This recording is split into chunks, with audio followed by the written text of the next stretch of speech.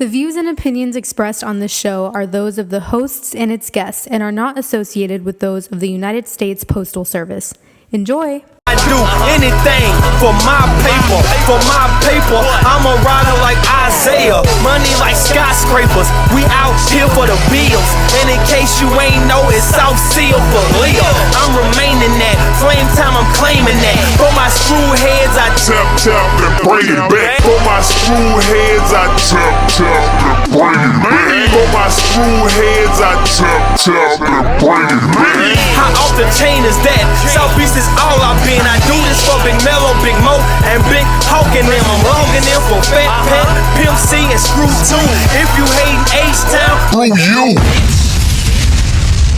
Are we live? We live? Oh, hey. Are we live? It's flame time! Man, I've been waiting on this one, man. Let's get it, bro. Let's get it, man. It's episode 5 of the On the Job Training Podcast. Here, let me give you guys the call-in numbers, 832-781-4903. We at Grade A Media, the home of Houston radio right now. Ain't that right? Ain't that right, Skrill? It's H-Town radio right now, man. These boys just got back from South by Southwest, did their thing out there. But today, I got a special guest in the building, man. He was supposed to be my first guest. Yeah, I messed it up. My bad, bro. No. But our first show was excellent. Nicole and Taylor, shout out. But this is one I really wanted to do off top, man, because this is a good friend of mine. I mean, he look out for me when I don't even know he's looking out for me. So, It's all love. Dominique Shackleford, ladies and gentlemen, man, go on, tell him your titles, what station you're from, all that there. All right. Pearland, Silverlake. My title is Flames Time, FLAMESTIME1 at Instagram.com. And then it's Flames Time, FLAMESTIME at Twitter. So we live. Oh, you gave out all the socials, man. So I didn't know you was heavy into social media like that. You be on it? I don't be on it like that. Oh, okay. All right, well, shit. Talk about, you remember when we met, the first time we met? Do you remember any of that? I remember all that. Yeah. So this is the reason why, this dude right here is the reason why, I don't know if a lot of the people that know me, I have started a production company. I ended up doing a lot of DJing gigs, but it was 808 Entertainment. 808. This dude is the reason why. Okay. Little production right here. This dude right here is the reason why I started all of that. I heard the dude spit one time. He blew my mind. I say the man looked like Tupac. He rapped like Wayne. He was the truth. He was the truth. And this was how many years ago? 12. About 12 years ago, man. So this is how talented that man is, and this is what we're gonna discuss today. This man was on the cusp of the Houston rap scene, man. We're gonna get into all of that. You have a crazy story, man. Definitely. So let's kind of start from the beginning. All right. Kind of a mixed up childhood, if you would say. Definitely. Go ahead and get into a little bit of that and how you found out that your family wasn't really your family. Right. A little bit of that story. So let's get into that story. So we're going to get into this story like this here. So I had a stepdad, Charles Smith. Shout out, because I know he want that. Yeah. And my mom, Sharon Shackleford. Stepdads don't get enough love, man. No. So we gonna, Charles Smith raised me, man. That's my dude. Already. Forever. But the issue is when my dad died in 1998. Okay. He died from HIV. He was out there thugging. And when I had met my people, my grandparents and my aunts and my uncles, they had told me what happened. But I didn't know at the time that my family was from Honduras. So this whole time I'm thinking that I'm just straight African American. Yeah. Then when I get to the airport, it's a sign, and it's two people, but they start speaking Spanish. But the sign got my name on it. Yeah. So I'm like, they can't be for me. They can't be for me. Yeah. Y'all got the wrong person. Yeah. So they start hitting me up with all this Spanish, and I'm just like, man, I don't know. So I get back, I get in the car with them. I get back to the house. We start hanging out, chopping it up, yada yada, and then they just tell me, hey man, we from Honduras. We're Yeah. from Rotan, Honduras. Oh, that's the tourist area. The tourist area where the beach is at. Yeah. And that's where I'm from. Okay. And I had no idea I was from there. No idea. Yeah. I had no idea that my dad was from there. I had no idea that my aunt was from there. And my aunt is currently a Spanish teacher at the University of Connecticut. Okay. And she speaks nothing but fluent Spanish. Wow. And it's just crazy because... So the people that you met at the airport, these weren't your grandparents? No, they weren't my grandparents. But the issue is, I found out that my grandparents migrated my dad and my aunt from Honduras, but they're not technically my grandparents. But all they did is ever show me love. Yeah. It was love from the beginning, from the jump. Yeah. It was always love. Yeah. So I'm like, man, these people are not my grandparents, but why they take care of me so much? Yeah. So what happened is, hey, take my 2 kids from Honduras and take them with you so they can live a better life in America. Wow. Yeah. And so my grandparents, who aren't technically my grandparents, said, all right, we'll take your 2 kids and we're going to raise them. And they raised them. And then my dad joined the Army, and then he came down here and he met my mom. Mm-hmm. And here I came. Oh, wow. Yeah. That's a long way to get to, your story. Definitely. So the people who took care of you, you're still close with them, and they are your grandparents. Oh, definitely. They're today. all my grandparents, yes. Yeah. They've always, even though they stay in New York, anytime I needed anything, Yeah. Grandma Hope and my grandpa, they always take care of me. Yeah. Like, I can call them right now and say, I need $45 million. And they're gonna try to find some way to get it to you. So So where did you grow up when you were during your childhood? Where did you? So were my you childhood, always in Texas? I grew up in Houston, Texas. Okay. I grew up on the southwest side at the beginning. Okay. Then whenever I was 9 in 1998, this I remember that because the Green Bay Packers was in the Super Bowl. Okay. And Brett Favre, no, Yeah. 1996, my bad, 96. The Packers played the Patriots. Yeah. And we moved to the southeast side. Okay. And then I grew up in Overbrook, Texas. Okay. That's That's out going towards Galveston. yeah. Yeah. The thugged outside. Yeah. So you have a kind of a storied high school history. You were supposed to. It was your aspiration to play basketball. You played on the same basketball team with Gerald Green in high school. Correct. Yeah. Yeah. Tell us a little bit about that. So let's talk about this. So what happened is, I went to Dobie High School, and I was not zoned to Dobie. Okay. I was zoned to Sterling, but Sterling was the most thugged outside. Yeah. Like, we finna fight every day. Yeah. But in middle school, I was always getting suspended. I was always getting in trouble. Yeah. My mom said, nah, you ain't going there. I was like, Mom, why? That's where all my friends going. She was like, so why would I send you to places where all your friends going if you getting in trouble? Yeah.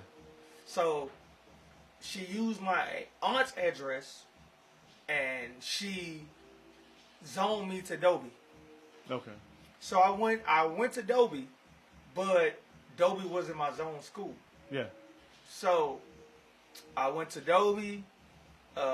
Dobie was a little bit slower. I remember we used to play them all the time. Yeah. Went to North Shore. Yeah. Yeah. Dobie was more on the Kind of country, right? on the whitewash side. Yeah. I ain't gonna even cap. Yeah. But I hoop with Deuce. Yeah. I hoop with. Shout out to Deuce, man. Well, what up, Deuce? My brother, for real, nigga. I love you, bro. I hoop with Gerald. I hoop with my homeboy B-New. I hoop with my homeboy James. But Gerald was about 5'5", 5'6", 5'7". Yeah. And this is Gerald Green, ex-Houston Rocket, man. He Yeah. played for him a couple times, right? But dog, he hit a growth spurt Yeah. that turned all of us around. Yeah. We was all about the same height at one point. Yeah. but then Gerald just got like 7 inches on him. Yeah, that's how it happened, man. One day, one of y'all just shoot up. But I'm gonna tell you the truth though. We was playing Elkins. We had played Cinco Ranch and Elkins. Okay. And I had stole the ball. Yeah. And Gerald said, "Throw it to me." Yeah. Man, I threw it to him. Man, he went between the legs and dunked on a fast break. Yeah. And he never turned back since. Oh, okay. That's Yeah. still my dog. Yeah. Yeah. Yeah. That's love, man. H-Town's finest right there, Yeah. Gerald Green. Definitely. Talk about how you cultivated. So you're in high school. Your aspirations were to become a ball player, right? You wanted to play basketball. Tell me what happened and how that shift, how you started putting more of your focus into cultivating your rap skills. How did that come about? So it happened because basketball was my sport, but I ended up getting a scholarship at cross country and track. Okay. So I was the only black guy who ran 2 and 3 miles. Yeah. But I remember me and Deuce, we would always talk about music. So this is a funny story. This is what I was telling my cousin. Deuce and my homeboy Kelvin had took my rhyme book and they had went through all my lyrics. And this is just something you kind of kept to yourself. Nobody knew I rapped. Okay. And they started rapping it to me. And I was like, man, how y'all know about all this? And they was like, man, we got your book. So when you're on varsity, you got like a cage. Like, it's a cage where all the Only for varsity players, yeah. I locked them in the cage. Yeah. I put the lock on it. They couldn't get out. Till they gave you back your book. No, but they couldn't get out. Yeah. They was banging on the cage. And Yeah. the coach was like, Coach, let me out. Let me out. Let me out. Yeah. So the next day I seen them, man, they picked me up and threw me in the trash can. and so after that, me and Deuce had progressed into a relationship to where we just always talked about rappers. So this is the crazy part. I always thought that Juvenile was the best member on Cash Money. Yeah. Deuce told me, nah, Lil Wayne is. But you gotta think, this is in 2001, 2002. Yeah. I was like, bro, you tripping. Juvenile killer, you gotta think Juvenile. Soldier Red, 400 Degrees, G Code. Wayne had not even gotten to the Carter series at this time. Nobody knew who Wayne was then. But Deuce kept They were trying to push him at that time, but at this nobody time, knew who though, Wayne At was. this time, though, But I was big. I was heavy into the big timers at that time. Honestly, I know they can't. People say, "Baby can't rap." Manny Fresh can't rap. I was heavy into the big. I used to go to Sound Waves right there. That's the only place sold that CD, man. And I go get some big timers. Bert, That green CD and that blue one. oh, how Fire. you love that? Yeah, how you love that? Fire. Fire. And Baby was spitting that talk. But then, of course, Juvenile was the face of Right. Cash Money. But if you was really thugged out, you knew BG was that dude. BG was a thug. BG carried Cash Money for the longest. Yeah, from like 1993 all the way. But Deuce was telling me, man, Wayne gonna be good. And I give Deuce that credit. So speaking of that, who influenced you the most? Like, who influenced you as an artist? Man, that's a tough question. But I'm going to tell you who influenced me the most. I listened to Tupac. Tupac influenced me the most. Yeah. Wayne number 2. But Wayne better than Tupac, if that makes sense. So, Tupac influenced me the most. Yeah. But Wayne is better than Tupac. I got you. Then we got Too Short. Because I'm West Coast heavy. See, that one, I'm not understanding that one. Yeah. yeah. I've never been a fan, man. Somebody gotta school me. Okay, keep going. Then Juvenile and Jay-Z. So these are your top 5 artists of all time. These are your top 5 rappers of all time. Now let me do it in order. It's Wayne, Tupac, Birdman. It's Juvenile, and then Jay-Z, and then Too Short number 6, easily. Jay-Z number 5? Definitely. Okay, you wanna know the truth? I feel like if any rapper People walked probably in- turned it off right now. Turn it Jay-Z off. number 5? if anybody walked in here right now, the only person I'd be scared of is Lil Wayne. What you mean, physically or lyrically? Oh, what you mean physically? I ain't scared Oh, of him physically. okay. All right. Lil Wayne is the only person I feel like, man, I gotta come with it. But I'm sure if you ask Wayne, probably his biggest influence was Jigga, so. No, I feel that. But my issue is that, okay, hold on. Let me give you a rundown. So my homeboy, Wes, he one of my biggest homeboys. All we used to listen to was Tupac. Yeah. But Wes had to go spend some time somewhere, Yeah. if you know what I mean. Yeah. And He went to college for a little bit. yeah, he went to college. Yeah. Yeah. And so we had to reconnect. But me and Deuce really reconnected with the big timers. But when I was growing up, Yeah. my stepdad had me on Tupac, heavy. Yeah. My stepdad, Charles, had me on Too Short, heavy.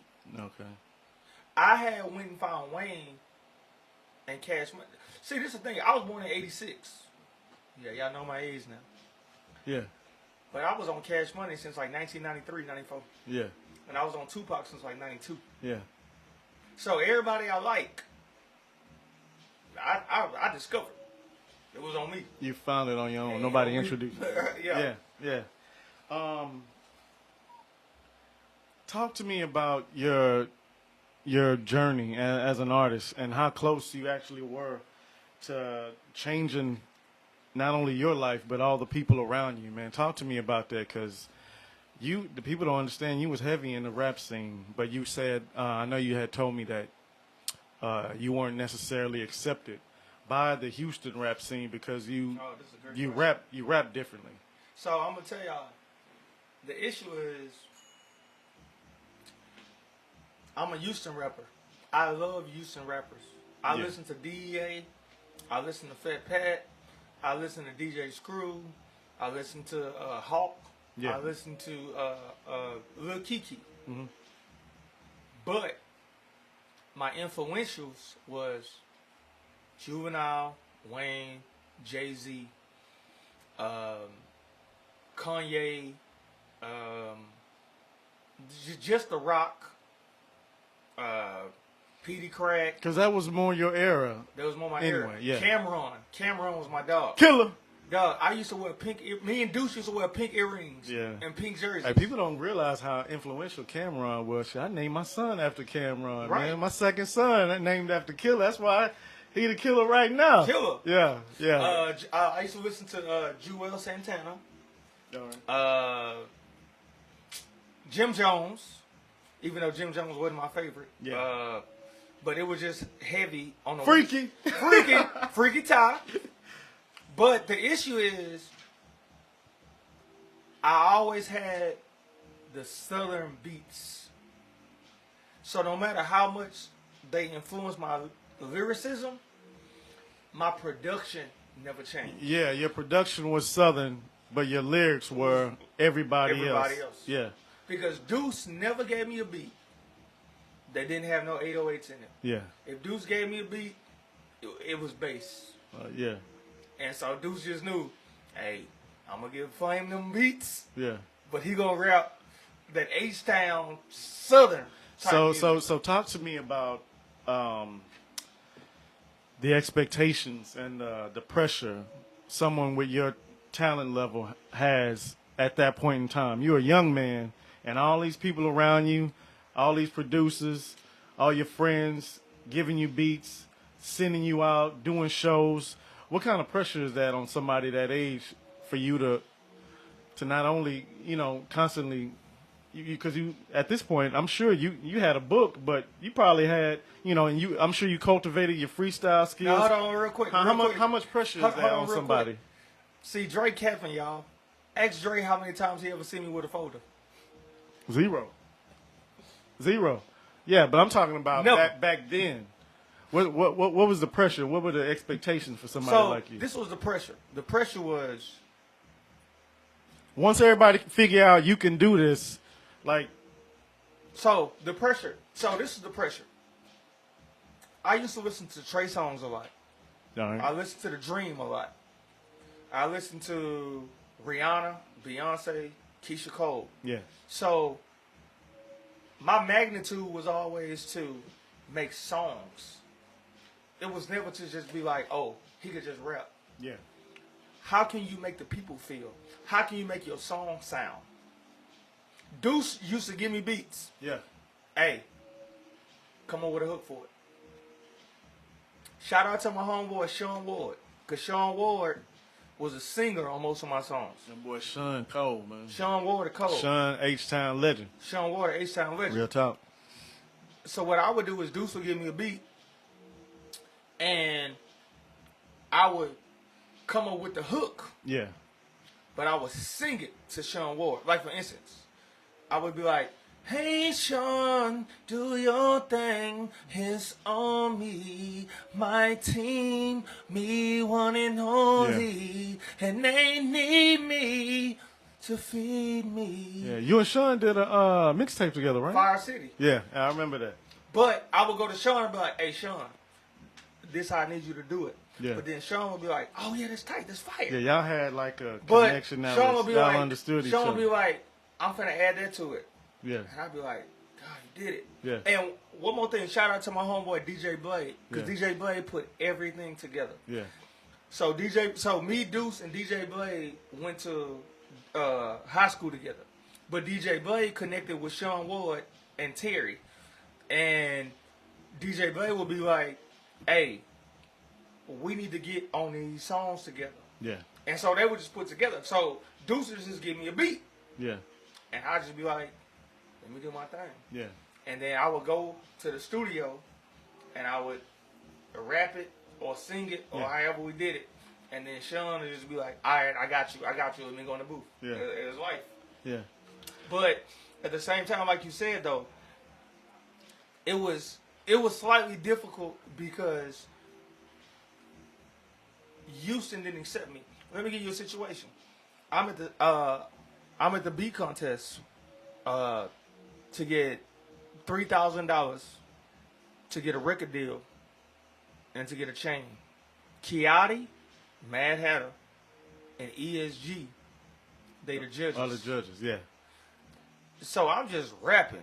I'm just freestyling. So hold on, what is this? It's like a rap battle, like It's a a rap freestyle Right, battle. yeah, right. Okay, So ESG tell me I would go with Flame, but he don't sound like he freestyling.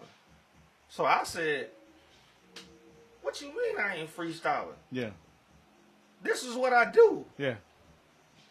So he say, He feel like ain't no way you Ain't no did- way you- I'm you- freestyling. You didn't write that. ain't no way I wrote, ain't Yeah. right there. Yeah, So I was like, nah, bro. Like, so me and ESG got into a big issue Yeah. because he discredited who I was and he discredited my craft. yeah, And I didn't feel that. yeah, Because I'm a man of my word. Like, dog, if I do this, I do this. If I don't do it, I do it.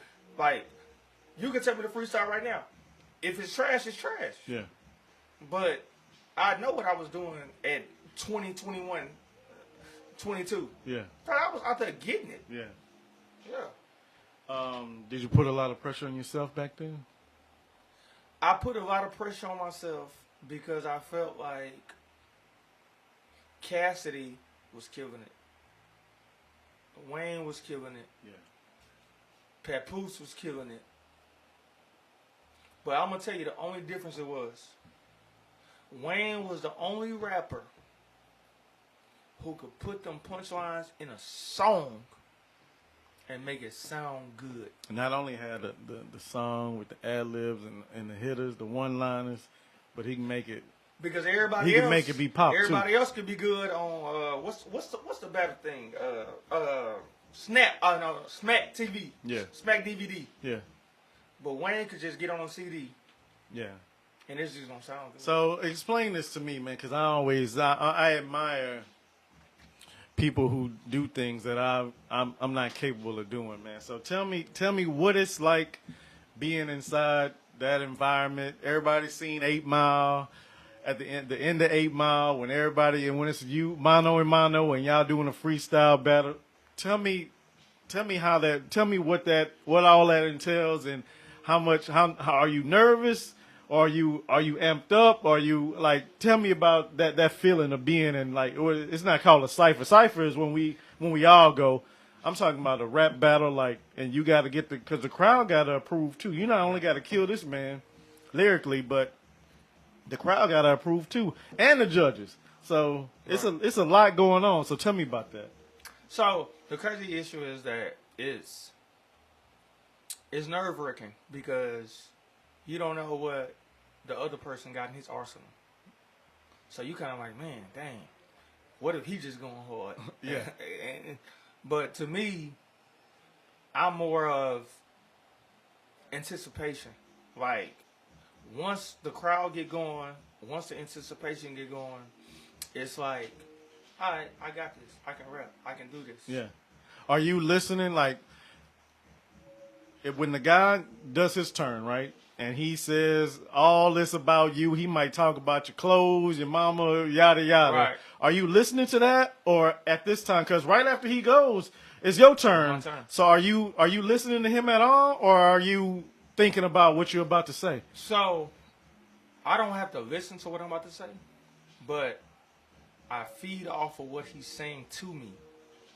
And then it's like, okay, that's what you want to do? Yeah. Let's go.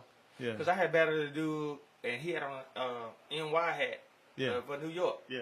And I was like, do what you got to do. You not true. NY on your hat. That stand for, that's not you. Yeah. Yeah. Yeah. You still remember that? Yeah. Yeah. So has there ever been a time where you've been in a freestyle battle and like somebody was just like, you couldn't touch this dude? Never. But I'm going to tell you a freestyle battle that was the hardest freestyle battle to me. It was a battle for some 20-inch rims. And I won. But guess what? Paint the picture, man. So 20-inch rims, where y'all at? We at the rim shop on Edgebrook and 45. And there's a crowd, or is It's this a lot of people. Okay. So this was like a promotion that the rim shop was doing for the rims? Yes. Okay. And the last person I had to battle was Deuce. Oh, your people? Yeah. Okay. And it was like, is it the me, Deuce, or these rims? And I said something like, my 4th grade, I been starter, and they had the rims on stage. Yeah. And I said, I put my arm in the rim. I put my arm in the rim like Vince Carter. Yeah. Oh, okay. And I beat my dog Deuce. Yeah. And that was probably the hardest thing for me to do. But this is what happened. And this is just a cultural shock. I ain't gonna even lie about this. I don't care. Yeah. Deuce was better than me for a long time. But when I went to the University of North Texas, I started taking all these classes. Yeah. I started taking psychological classes, all this. Yeah. And my mind changed. And when I came back home, they couldn't touch me like an elbow. Was it just you having that life experience, or these actual classes helped you with Classes, life experience, and just with your me. rap game? Classes, life experience, and just me just going through different things. Yeah, yeah. So more so, you Because having you getting more life experience, so you can have some other things to rap about. Right. Kind of helped you. Because Deuce was cold. Yeah. But Deuce 2 years older than me. Too. Yeah. Yeah. But Deuce was killing it. 2 years can make a difference. Hell of a world of a difference. Yeah. But he was killing it. Yeah. Nah, Deuce was killing it. But when I came back home, even Deuce said, "Man, what the heck happened to you?" Yeah. He You saw turned into he saw a change. Yeah. Yeah. That boy turned into a super grandma. Oh, you talking about what's his Yeah. name? Kodak. So, how old are you at this time where you are heavy into it? I'm old now. I'm scared to say my age. No, how old are you at this time when you heavy getting into rapping and doing all the rap battles? 20. 20. And how old were you when you started working at the post office? 21. Okay, so 2007. in the middle of all this, you start your career at the Postal Service. Yes. Yeah, so you... But I couldn't. So this was the crazy thing. My homeboy, DJ Blade, Yeah. and Deuce. So you actively trying to make it as an artist while starting a career that you Right. are currently employed in now. So they would always say, "Hey man, we got studio today," and I'll be like, "All right." You got to run a route. And then I just had to run a route. Yeah. And I'm an RCA too. Yeah. So it ain't like you just ain't going home. Yeah. You got to do a split. Talk to these people, man. You gotta do tell express. them what you was dealing with. Yeah. You got to do a split. You got to do express. You got to do everything. Mm-hmm. And so they calling me, telling me, "Hey man, And you don't live close to the office either. You Exactly. was in Pearland at the time, Yeah. working in Keenwood. So they was That's telling an me, hour and a half drive, was telling me- minimum. man, we got to go to the studio. Yeah. And so I was just like, I bet. So what I used to do, I used to rap my lyrics and freestyle it in my head while I was on the route. Yeah. And then when it was time to go to the studio, You was ready. you just got to remember. Yeah. Yeah. Yeah. How many all-nighters did you pull during that time? Like, I mean, like from a studio to a show, back to the office, So you want to know what's funny? no sleep. Because I remember you at that time, and the one thing I always admired about you was your dedication to whatever you was doing. So that's crazy. Not only to be at the level you was at and how good you were at your craft, I'm like, this dude got to put in the time. Because you was cold. You had it seemed like every week you came with a different song. Like, damn, look at the song me and Blaze did. Look at the song me and Shun did. It was always something, right? Yeah. So it made me get on my grind. I wasn't doing what you was doing, but I was on my grind. Right. You already know. I already know. But it made me admire you because you work so hard. I can even remember when you said, "Hey man, I'm trying to gain weight," and you for every time I saw you, you had a jar of peanut butter and some tuna fish. Yes. The next time I seen him, I remember you. I think you left after that. But the next time I saw you, you had gained like 50 pounds, swole. So I'm like, this man, whatever he say he gonna do, He gonna do it. he gonna do it. He gonna do it. Hey, Working with something. yeah. Yeah. Hey, but the crazy thing though is that I ain't gonna cap. Deuce inspired me. Blade inspired me. Yeah. Because we was a collective team. I will never take no credit for none of them. It seemed like you had some good people around you. Yeah. Yeah. And you have to. And they constantly kept you motivated, you Right. know? And then from And what then I know about you, man, like, you always team first. Always. I never heard you say, like, It's me. it's me. Yeah. I put everybody before me. Yeah. Yeah. Yeah. Talk to me about that. And how was that so much a big part of your personality where you... Man, it was a big part of my personality because I felt like, So you were raised as an only child, right? yes. Okay. So I can already tell you that's where it comes from. Right. Yeah, because I'm kind of the same way. If I meet somebody and I feel like they good people, or just being personable. Period. You Right. know, like we go out of our way to Make sure spark everybody takes conversation. care of. Yeah. Make sure everybody feel comfortable around you. Crack a joke, yada yada. But when you meet somebody and you really click, like they Right. kind of become, we Right. we can kind of choose our family at that point. You know what I'm saying? And that's because you got to think at the post office. When I was in Kingwood, anytime it was a split or something, I went out and did it. I ain't had no hesitation. Yeah. Because I want to make sure that this person go home to their family, this person go home to their family, this person go home to their family. Yeah. Like, it ain't got no, what Pimp C say, I ain't got no time for all that and arguing. Yeah. Yeah. So now at this point in your life, you did all that, right? You had that limelight and that early 20s. you was kind of living your dream as far as what you were doing musically? Now, let me stop you real quick. I have opened up for Paul Wall, Trey, Zero.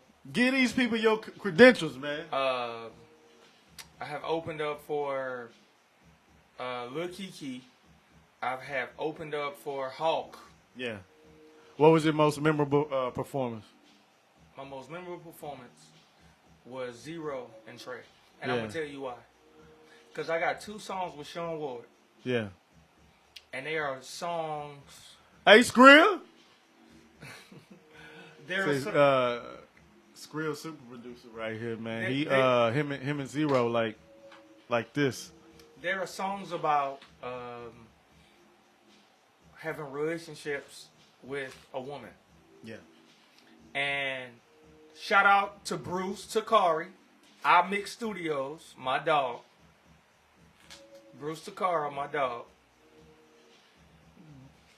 They thought that I shouldn't open up with girl songs for Zero and Trey. Yeah. They was like, man, that's a hardcore Audience. audience. Yeah. And they said, man, you sure you want to open up with that? And I was like, oh, I'm confident in my music. Yeah.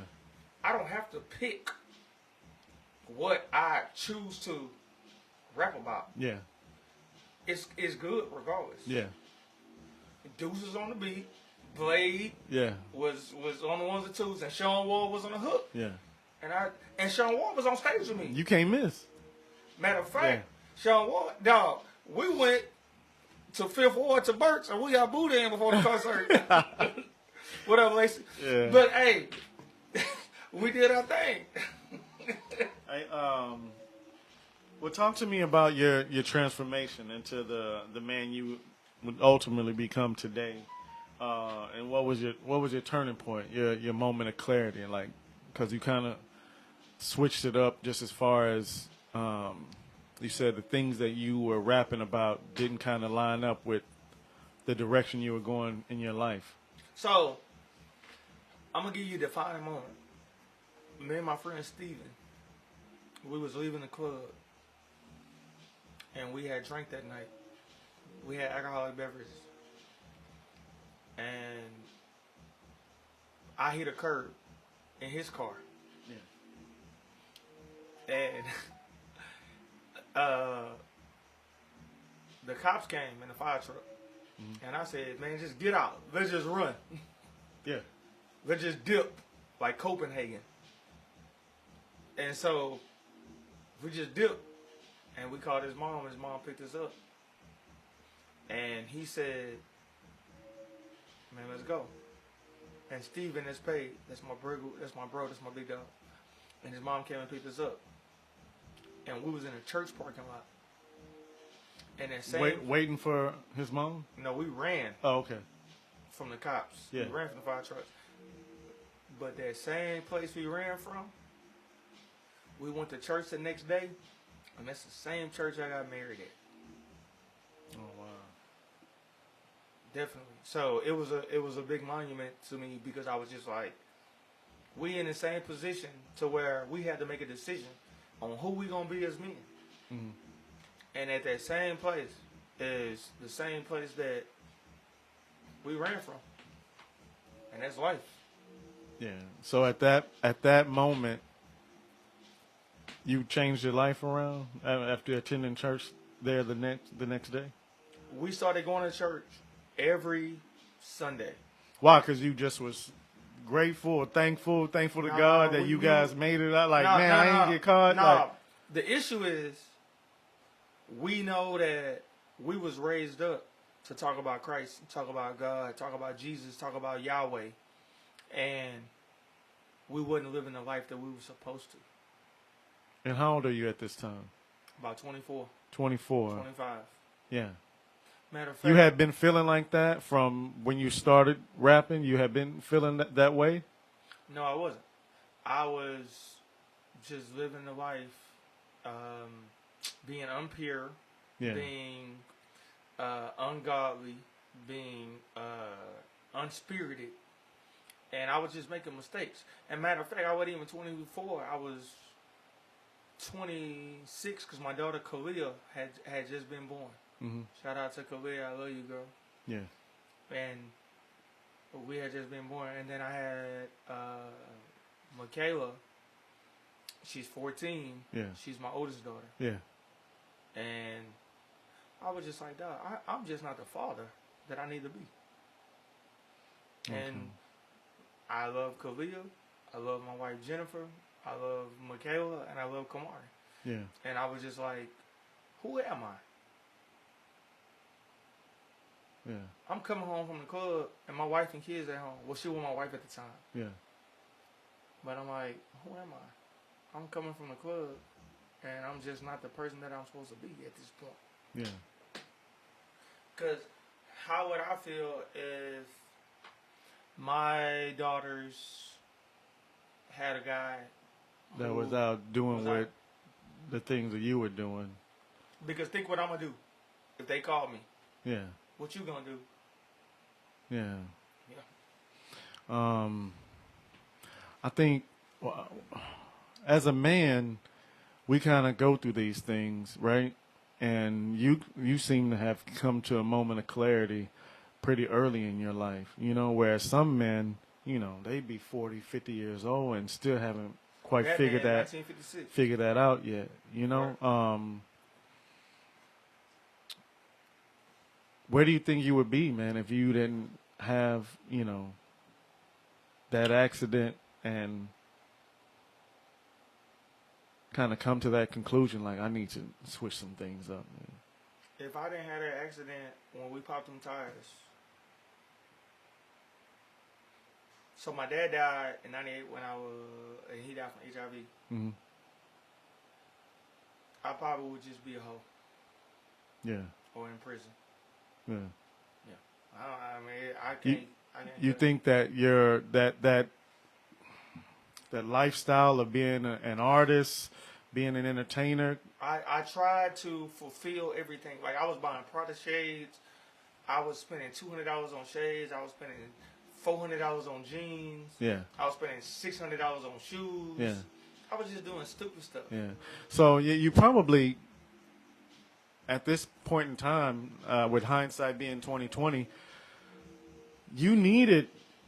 That's an invaluable lesson that you learned early. Yeah. Like you pay $1 million to learn that lesson every time to figure out like this ain't what it is. This ain't me. No, Yeah. it's not. Yeah.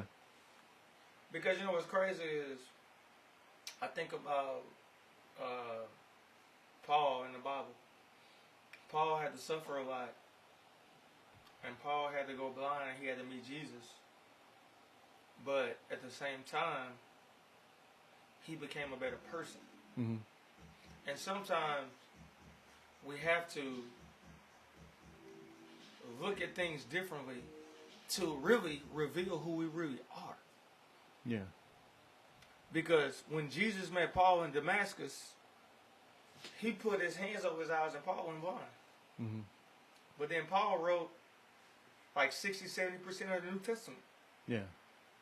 Sometimes you have to go through that. Yeah. Hov did that. Just make sure you have to go through that. Yeah. Yeah. Yeah. Yeah, definitely. Lecrae is a very popular Christian let's rap not talk artist, about right, this. in Houston. What influence has he had on your life? My thighs and my quads. Tell me. I went to a Lecrae concert on Friday, Yeah. and they played a song that I really liked. Yeah. And I ran down the stairs and I flipped and failed. Yeah. And I'm over here hurt right now. how did you two become close, man? So, Lecrae from Houston. Mm-hmm. But I started listening to Jesus music in 2008, 2009. Me and my wife, we drove all the way towards Dallas, and we met him. And I had a sit-down conversation with him. Yeah.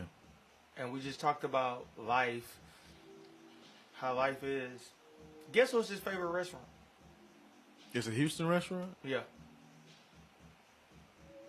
Let's go. Breakfast Club. French's Chicken. Okay. He kept telling my wife, man, I love French's Chicken. I'm from Third Ward. Yeah. Like, man, nobody care about that. Yeah. Like, you gonna get high blood pressure like him. Yeah. So he's the number one Christian artist, or he might be the number one Oh, he's definitely the number Christian artist in the world, right? Yeah, He's been that for a while. Yeah. Yeah. And let me say this. Where the camera at? Let me say this. So Lecrae is the number one Christian rapper in the world, but the Caucasian people put NF over Lecrae because he's white. Lecrae is NF is not better than Lecrae. Just because he's white, don't mean he better. Lecrae reaches out to the masses, and he speak about poverty.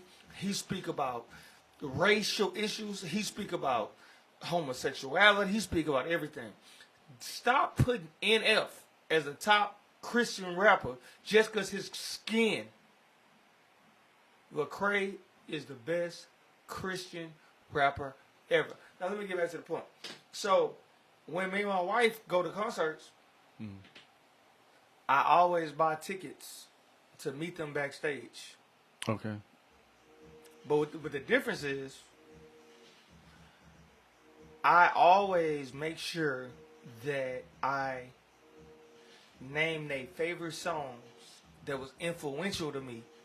And I say, you made this song, you made this song, you made this song, you made this song, you made this song. And I let them know, hey, these songs were so important. Played a big part in my life. Yeah. So I don't just pay to be like, oh, I want to see you and meet you and touch your hand. no. Like, I really want you to know how much you inspired me. Yeah. Yeah, definitely. But Lecrae is legit because one of the most underrated Lecrae songs is called "Welcome to H-Town," and he talks about being on Scott, going to Frenchie's, doing A, B, C, and E. But he makes sure that he puts the CD on. But not only that, he makes sure he put the church on. Yeah. Because at the end of the day, and shout out to South Belt Church. That's my church. Shout out to South Belt Church. The church is not a person. The church is a body. Because you can have one person in the church, but what that mean? But if you have a group of people, that's church. You don't even need a building. It could be outside. Yeah. Exactly. But Lecrae is definitely top. How difficult is it to live up to what's expected of us as Christians in today's society with social media, all these influences that are going on? You think it's more difficult than what it used to be? Definitely. First off, women. Women will dilute your Christianity, and women will make you think that, oh man, she looks attractive, she look this good, let me talk about her. It don't matter about that woman, because the Bible. Expound on that. What do you mean? When you in heaven, you're not married no more. So we be chasing tail. Female dogs and garden tools. Think about it. I got you. And we'll be chasing that, but at the end of the day, we not meeting them in heaven. Because at the end of the day, you have to realize that your goal is to get people to heaven. Your goal is to reach families, reach people. You can't just be like, oh, I just want this one girl. What that one girl gonna do for you? How can you change? So tell me this, because you are married. So how do you view your relationship with your wife? Like, kind of understanding what you're trying to say right now. So this is what the Bible says. So you feel like this is only temporary, you and your wife's relationship now? At some point, yes, because in the Bible, it's only your wife, and that's what people get everything misconstrued. It's your wife, your kids, then your family. and people don't understand that. So your wife come first, Mm-hmm. then your children, Mm-hmm. and then your mom, your dad, and your uncle, brother, sister, yada yada. Yeah. But at the end of the day, we be want to put everybody else over Our wife, yeah, or Exactly. our spouse, Our vice spouse. versa, yeah. And I that's see a not- lot of people do that in Right. regards to their kids, like especially a single mother in a relationship.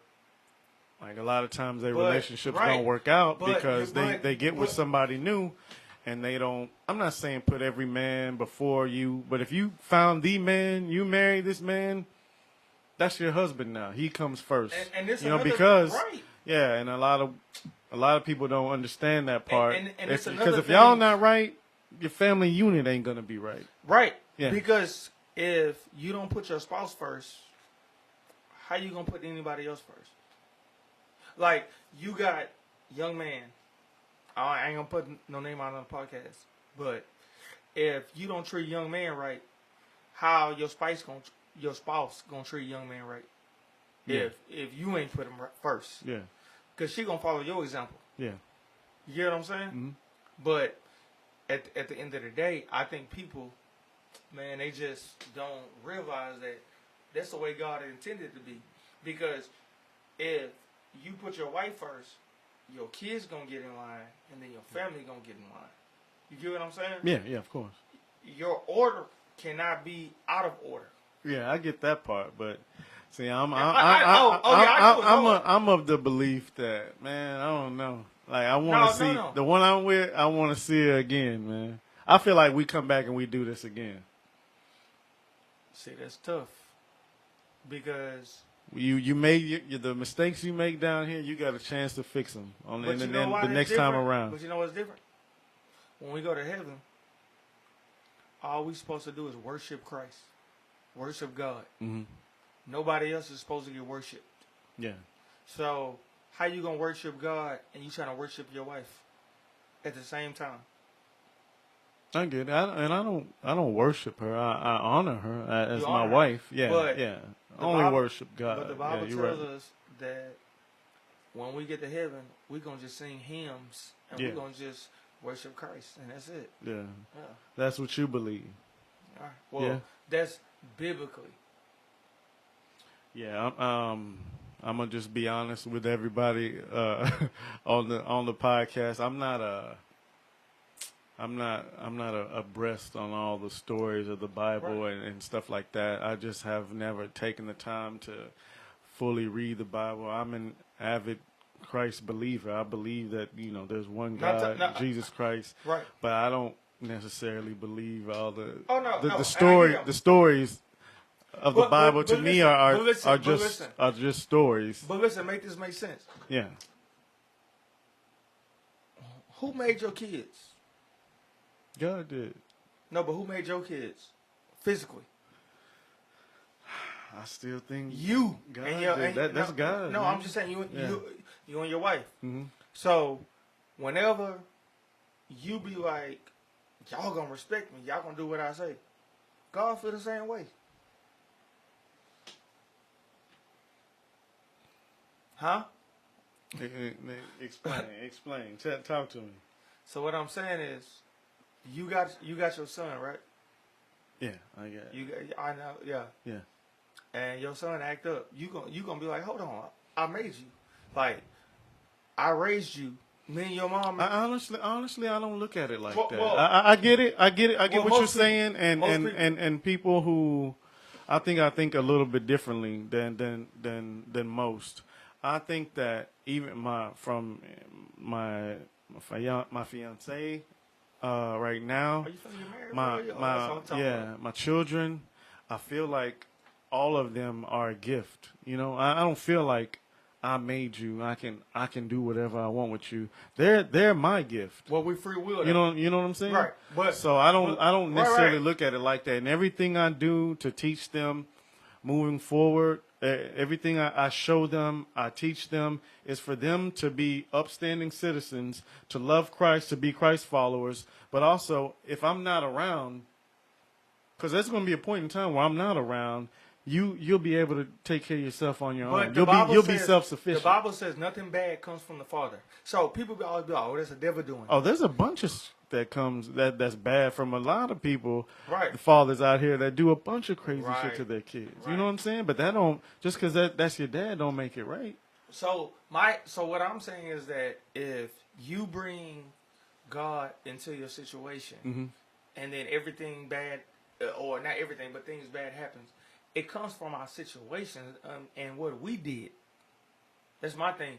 God don't be like, hey, man, let's make sure that this person car break down, or let's make sure that they roof cave in. None of that comes from God. God wants what's good for us. Yeah. Period. Yeah. Talk to me about your wife. And you guys are an interracial couple. Right. And some of the obstacles that you guys had to deal with in the beginning of your relationship. So the beginning of my relationship is my mother-in-law, who I care about, and my father-in-law, who I care about. They didn't want us to be together because of my skin tone. They was like, oh, he's black. The funny part is that my dad is from Honduras. So instead of diving in deep, getting to know who I really was, they just chose my brown skin to choose who I really was, which didn't make sense. But at the end of the day, I never held anything against them because that's not who I am. I'm just like, love is love. I have nothing against any of you. My goal is to make sure that this woman is treated right, to make sure that she is loved, to make sure that she is taken care of, and to make sure that she lives the best abundant life that she can. Yeah. How did you guys get past that as a family? We got past that as a family because I never quit. Yeah. It just took time. It just took time For them to get to know who you were. Right. Yeah. But I never quit on her. I've loved her since 2014. Yeah. So it's been 18 years. Yeah. Wow. And I never gave up. No, Because man, at the end of the day, 8 years. Yeah. I wouldn't have my kids if I gave up. Yeah. I wouldn't have my love if I gave up. Talk to me about the role your kids play in your life today. So, I'm going to go one by one. Kamari is my first son. He's 4. That dude means the world to me. Yeah, he looked just like you. Yeah. Kamari means the world to me. And all I remember is when he would just be like, Daddy, the fan cold. Turn the fan on. Yeah. And I'd be like, boy, I'm finna hold you. Khalil. That's my twin right there.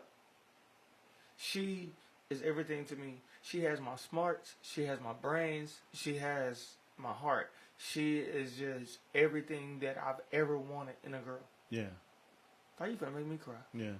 Hey, everybody, I don't mean to cut you off. I know you got 2 more to get to, but everybody said. No, I got one more. Me and my. Oh, I'm sorry.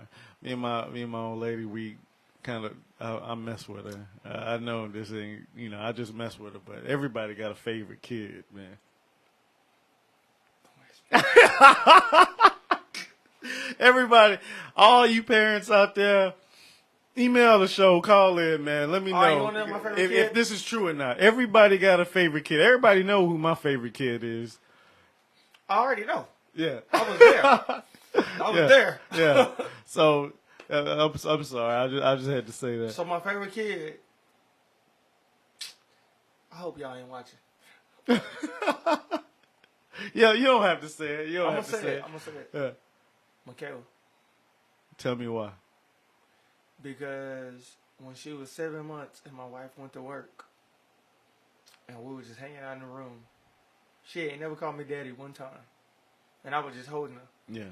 And she just started saying, Daddy, Daddy. Daddy. Man, when she said that, Yeah. man, it melted my heart. Yeah. When you call me daddy and you not even 1 year old Yeah. and you just holding on to me, Yeah. and my wife at work, because my Yeah. wife was at work till like 3 o'clock. So this was like at 1 o'clock in the afternoon. Yeah. So we was together for like 12 hours. Yeah. And she was just like, Daddy, Daddy, Yeah. feed me. Daddy, I love you. Yeah. And I was just like, dang. That's a wrap. Yeah. Fernando Vargas. Yeah. Yeah. I gotta, man, I remember, me and my oldest son got really close one day because, man, I remember I had to be like, I guess I had to be 18 or 19. Oh, yeah, you started young, boy. I had Thugging. came back from college, What and I was school working you in went to? I was working in a chemical plant. Okay.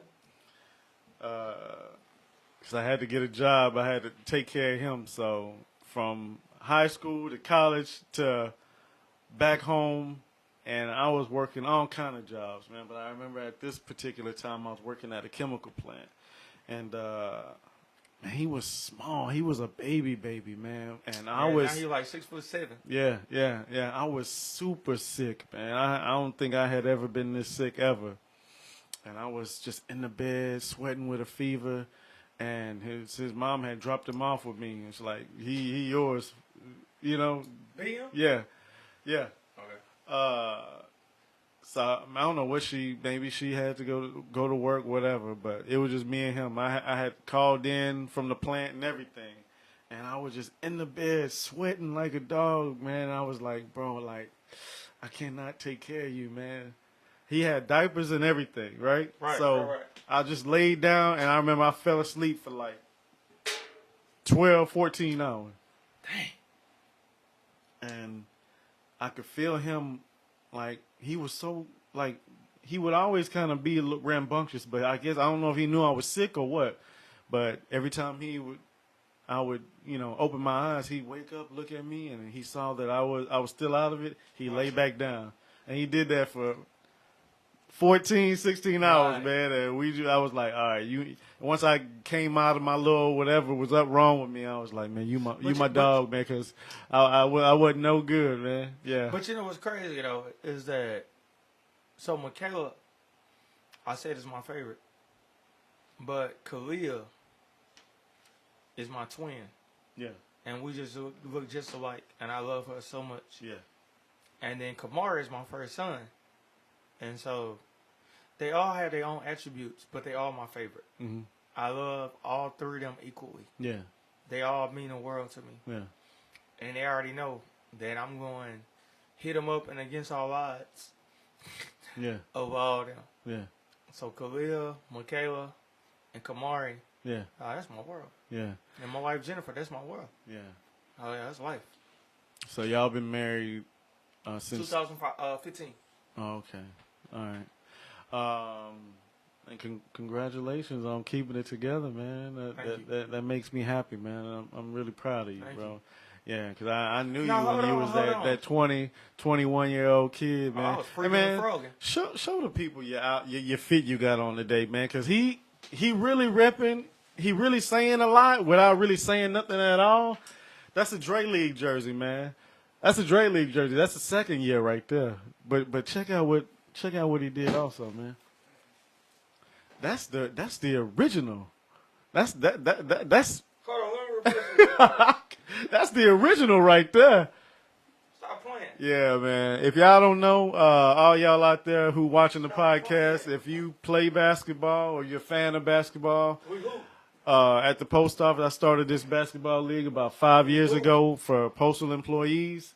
Man, email the show, call in, and if you guys have an office with a bunch of ballers in there, y'all want to be a part of it.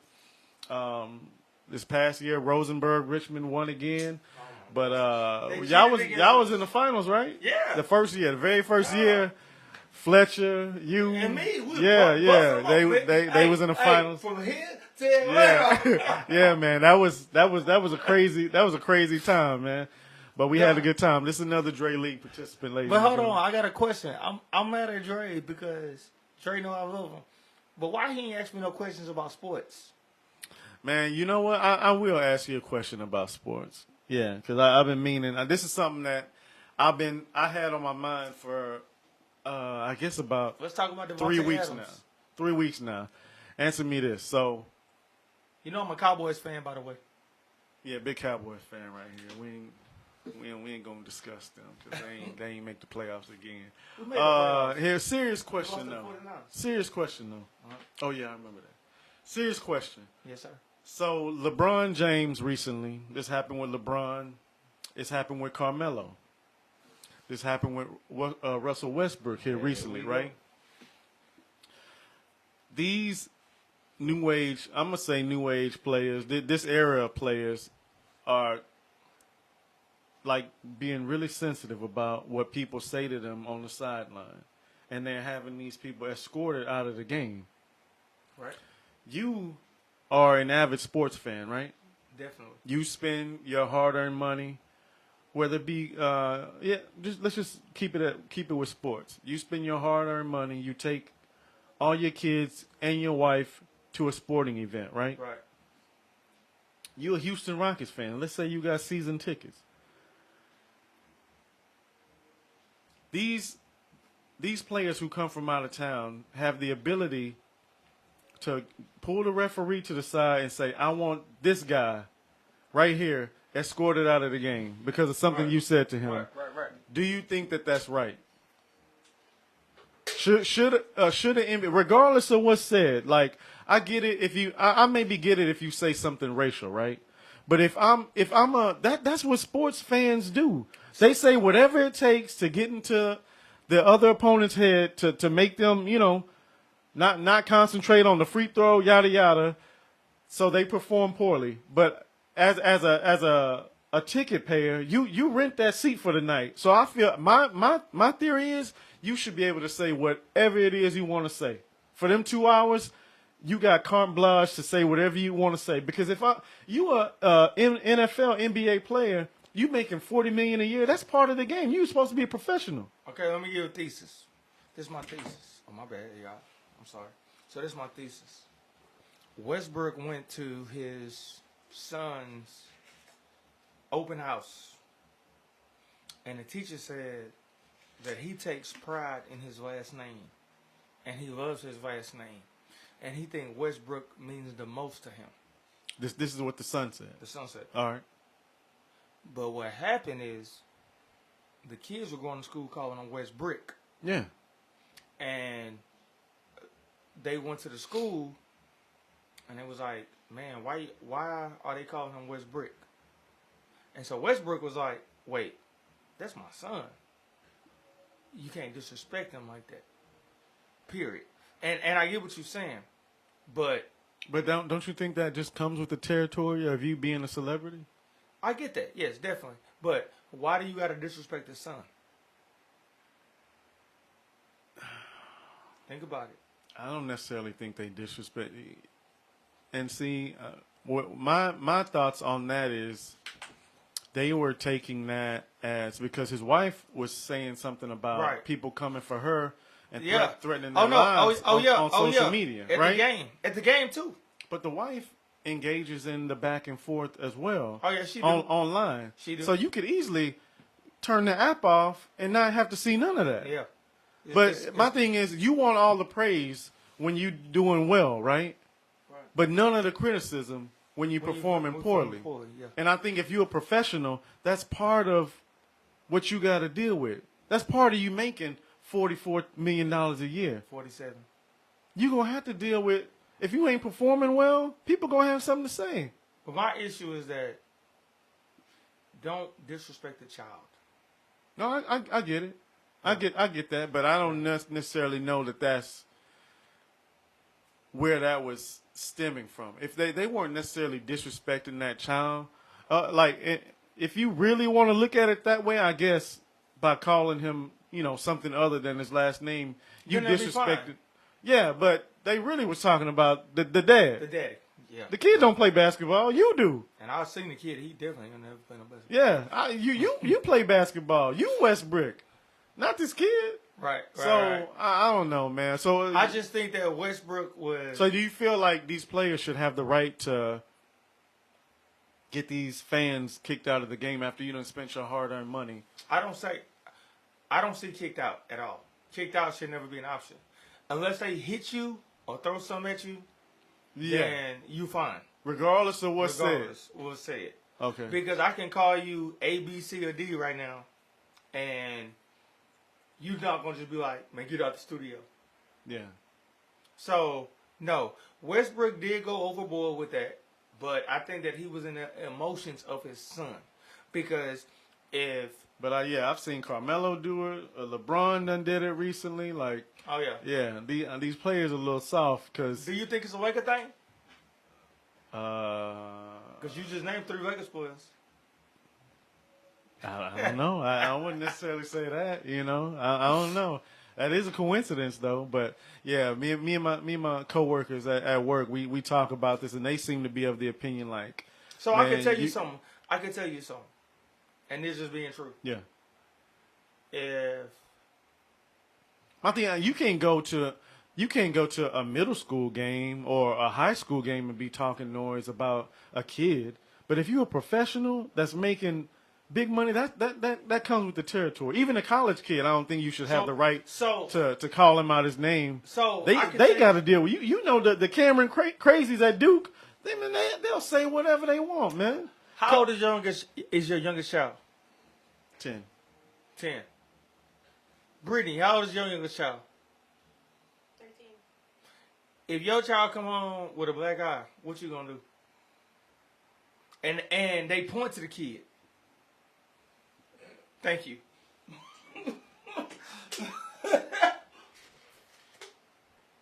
Thank you. I can tell y'all what I'm doing on camera.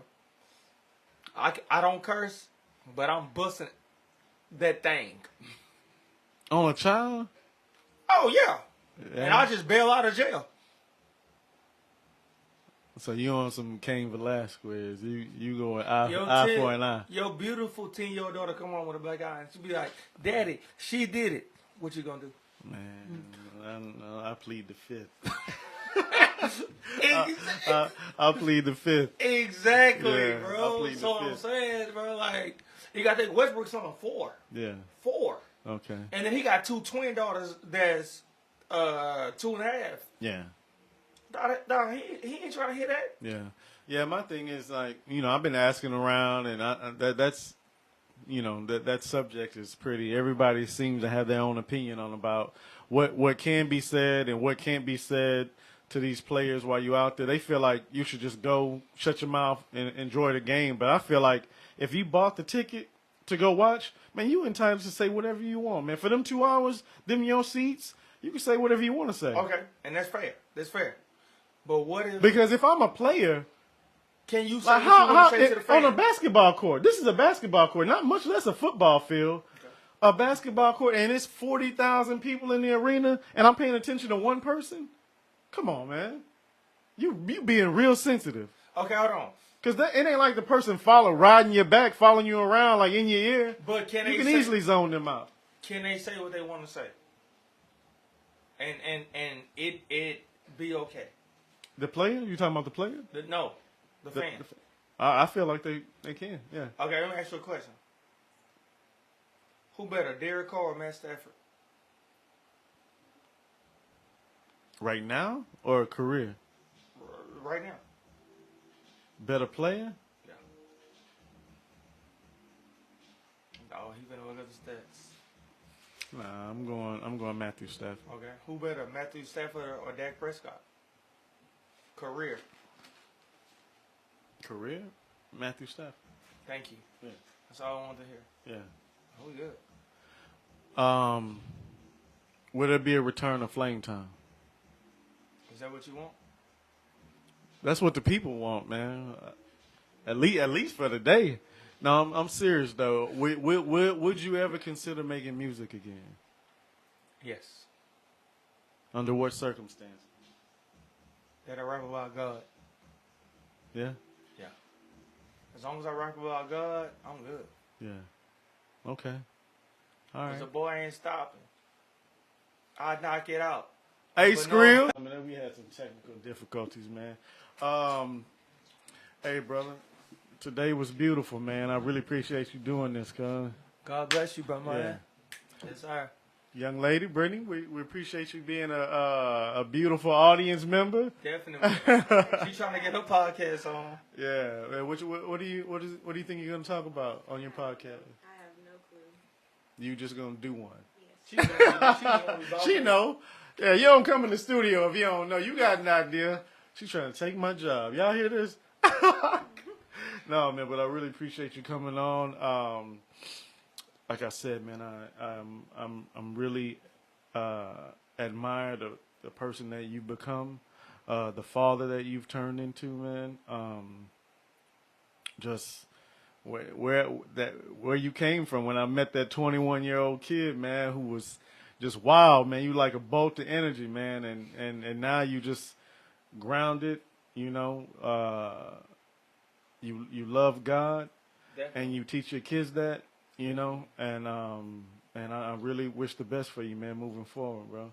Man, I appreciate that. Man, I appreciate you having me on this show, man, because you allowed me to express the person who I am, the person who I became, the person that Jesus Christ has made me. Mhm. And it's just like an oracle of what I've seen, and it just makes sense to me. And, man, I just appreciate everything. Yeah, that's one of the things I want to talk about right And don't right now hesitate to because ask me no more questions. Come on, I'm ready. yeah, man, I just it's just that I've seen every guest that's come on here. You're the fifth show. God plays an integral role in all of their lives, man, and it's curious to it's really eye opening for me to see the ways in which he touches everybody, man, and that's what I'm kind of learning at this point in my life through my journey is the influence that he has on everybody, not only me, but on everybody around me, and that everybody is not at the same place you are in your journey. Like some people are beginning, you know, to understand the influence God has on them and their family. Some people are, you know, well into it's already been written. They these older folks can tell you like, yeah, boy. Like when I tell them the impact he's made on me, they're like, of course, you know. So it's interesting to see where people are in their journey, man, and how impactful he is, man, on our lives. And just let me speak on this. Everybody is at a different journey. Nobody's the same. Mm-hmm. But the difference is that heaven is greater than hell. Mm-hmm. And we can talk about, oh man, I want to live this life. See, this is one thing that I never spectated on. It's one thing I never lived on. I've always told my wife that I would rather be, I'm not going to say broke, but I would rather be in a middle range, but to make sure that I'm going to heaven than to going to hell. Because I don't want to be like, oh man, I got $1 million, but I'm going to hell. Most definitely. Right. I'd rather live on the street as a homeless man my whole life. Exactly. If it ensured me that I'm gonna be with, you know, With Christ. yeah. Right. Because the meek shall prosper. But the meek don't necessarily mean the poor. The meek necessarily just means the people who aren't inheriting the scripture of Jesus Christ. Yeah. But my issue is, man, I just want to I want to see everybody go to heaven. Yeah. That's all I care about. Yeah. A mission for me with this show, I'm going to use it as a platform to, I'm an advocate for homeless people.